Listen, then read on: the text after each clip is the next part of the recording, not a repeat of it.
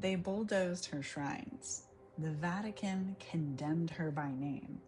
The government sent the military to tear her down. So let me ask you something. If she's just superstition, nothing, why are they so afraid of her? Why does a skeleton in a robe, loved by some of the poorest people, terrify the most powerful institution on earth? Welcome back, loves, and welcome if you're new to the sanctuary. Today, we're pulling back the veil on one of the most misunderstood spiritual figures in the world, La Santa Muerte, Holy Death herself. Now, before we go in, remember to take what resonates, leave what doesn't, and always use your own discernment. You are your own best guide. I'm sharing the truth Spirit has shown me and the truth history shows us, once you're willing to look past what you were told to fear. So stay with me. Now, y'all know, if you've been with me since the beginning, I love myth busting. I love learning in general, okay? And my spiritual journey has been one of immense change and growth, okay? So there are things I believe in now that I would have laughed at many years ago, or that I may have feared.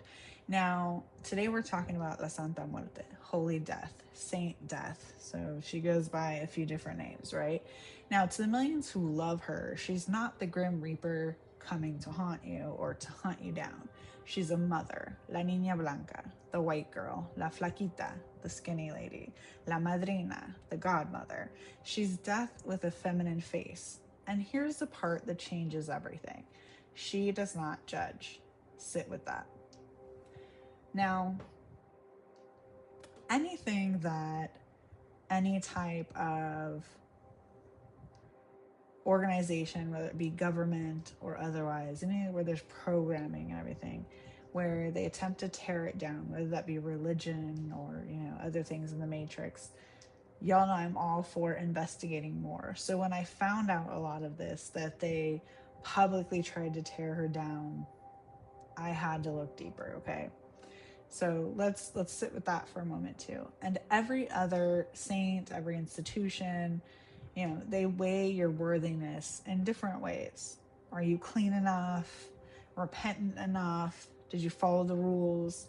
Santa Muerte asks none of that. And that's how she's seen as different, because death doesn't ask, right? Death doesn't judge you by your race, your background, your criminal history, okay? Death takes both the beggar and the bishop exactly the same.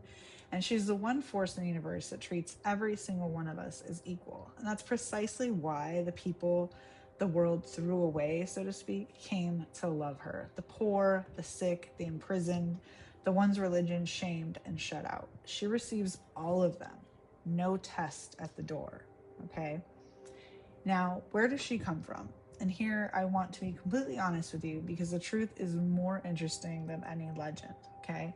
Her roots reach back into the land itself. Long before the Spanish came, the people of Mexico held death as sacred, not shameful, not evil, sacred. The Mexica honored the Lady of the Dead, and she has a much longer name, Aztec name, that I won't even try to pronounce for you, okay? And she watched over the bones of the ancestors in the underworld. When the colonizers arrived and forced Catholicism onto the people, that old reverence for death didn't die. It went underground, like so many things that religion tried to extinguish, right? It survived. And over time, it fused with the robed skeletal imagery the Spanish brought with them. Now, the first written record of her comes from the 1790s in the files of the Inquisition. Indigenous people were caught venerating a skeletal figure they called Santa Muerte. And you might also hear Santísima, okay? So it's just another version of saying that, she's holy. And the church was horrified by this, okay?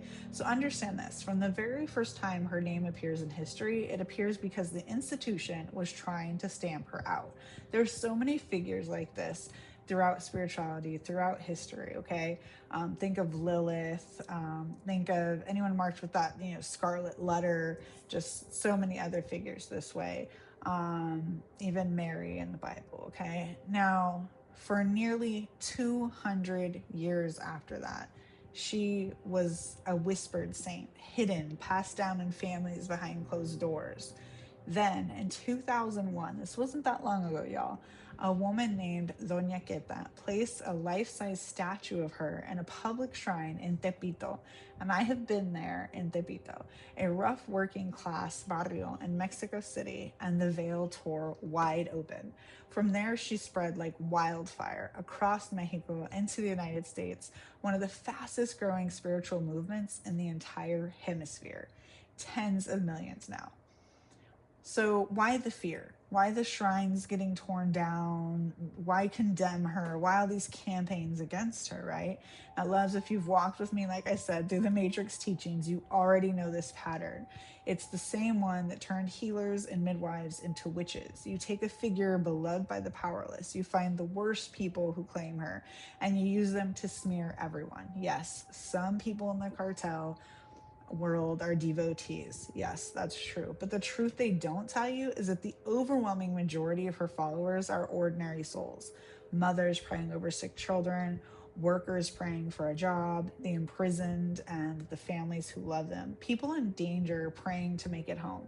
The media welds her to the worst of her followers, so the whole faith reads as evil, and then the erasure looks justified. That's not an accident. That's the playbook. Demonize what you can't control, right? And especially with her being a female figure. Because the saint who tells the outcast, you are worthy exactly as you are, that's a threat to every system built on making you feel you're not. And let's be real. In every religion, in every belief, in every anything you want to look at, there are people who are followers of that who you might look at differently or as dark or evil, right? In every religion, whether it's Christianity or, Catholicism or just any of them, you will find that there are people who do quote unquote evil things, okay? So it's not just followers of Santa Muerte. Anyhow, I'm always going to be honest with you guys about where I stand, and I don't worship anyone or anything. That's just not my path. But I believe there's truth in all things, and I stay open to the spirits and the energies that feel right to me. And for a long time, I kept Santa Muerte at arm's length because of the reputation, the fear, the stories. But the more I looked at her true history, the more I saw what was really going on. It wasn't her that was dark in the way they meant. It was the human power that did this to her, okay? Because what I keep coming back to, and she's been coming up a lot for me lately in conversation, just videos, all kinds of things, and I know that there's a reason for that. And it's the heart of everything I teach. Darkness is not evil. The dark is sacred. The night, the underworld, death itself, these are not the enemy. Okay, it's a part of life. Evil is a distortion, and a figure who embodies death, who judges no one, who holds the ones the world discarded, so to speak. That's not evil. That's the most honest mirror there is. She simply shows you the one truth no institution can sell you around. We all return to the same place, and none of us is worth more than another on the way there. Now, if this cracked something open for you, if you felt that quiet recognition, that's your own discernment speaking, and I would trust it. And if this is the kind of truth you come here for, the honoring of the sacred dark without the fear, make sure you subscribe so you don't miss what comes next. There's a whole world we've been taught to fear that was never ours to fear in the first place. But whatever you believe, walk with your own discernment, honor what feels true, and let no one tell you the dark is your enemy. Sending you light, love, and healing, and I hope this helped.